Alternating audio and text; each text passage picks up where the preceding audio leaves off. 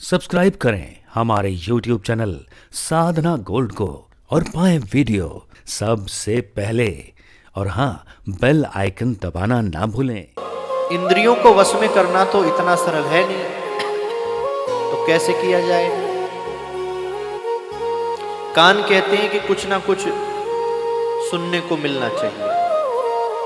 कोई बात नहीं, आप बिल्कुल एकांत में मौन नहीं रह सकते।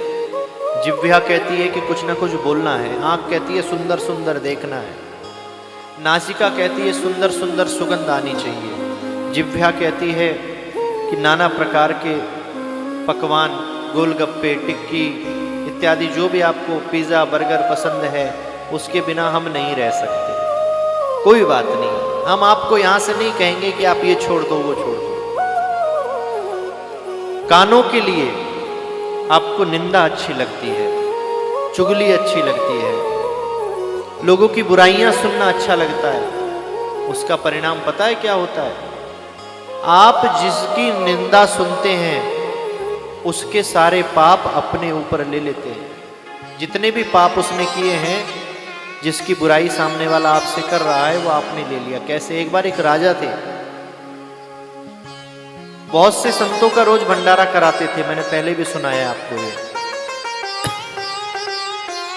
तो एक दिन भोजन प्रसाद बन रहा था, ऊपर से एक चील एक मरे हुए सर्प को अपने मुख में दबाकर ले जा रही थी। तो दबाव पड़ने के कारण सर्प के मुख से एक एक बूंद जहर जो है वो टपक रहा था।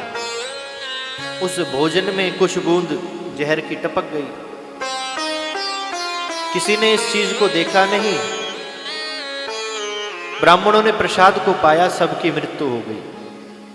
राजा को बहुत दुख हुआ। राजा ने कहा कि हमें भी ये भोजन दे दीजिए, हम भी इसको खाकर मर जाएंगे। लोगों ने समझाया, रोका कि इतने लोगों की मृत्यु हो गई, आपको तो नहीं पता कैसे हुई,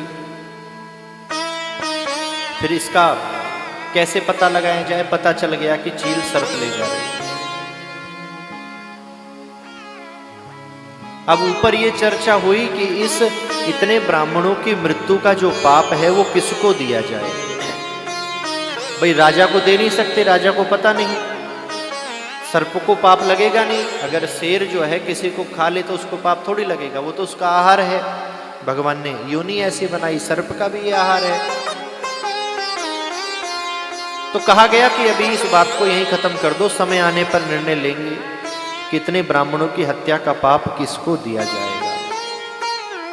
भंडारा उसी दिन से बंद हो गया। 3 पीढ़ियां बीत गई।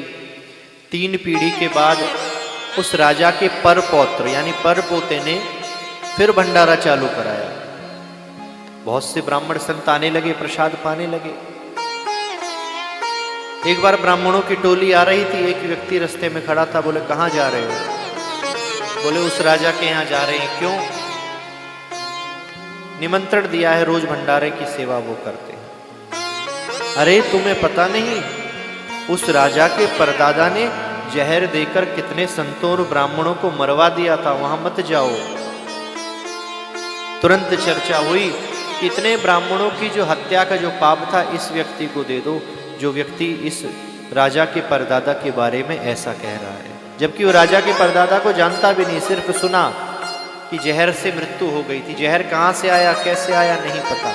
इसी प्रकार से हम किसी के बारे में क्या जानते हैं, वो कितना बुरा है कितना अच्छा, अपने मन में धारणा बना लेते हैं और आपस में चर्चा करते हैं। कहने वाले को भी आनंद आता है, सुनने वाले को भी, पर ये नहीं पता है कि आप उसके सारे पाप अपने ऊपर ले रहे हो। इसका हिसाब कैसे दोगे ऊपर जाने के बाद? अपने पापों का ही बैंक बैलेंस बराबर कर लो तो बहुत बड़ी बात है, दूसरे के पापों का तो जब कर पाओगे।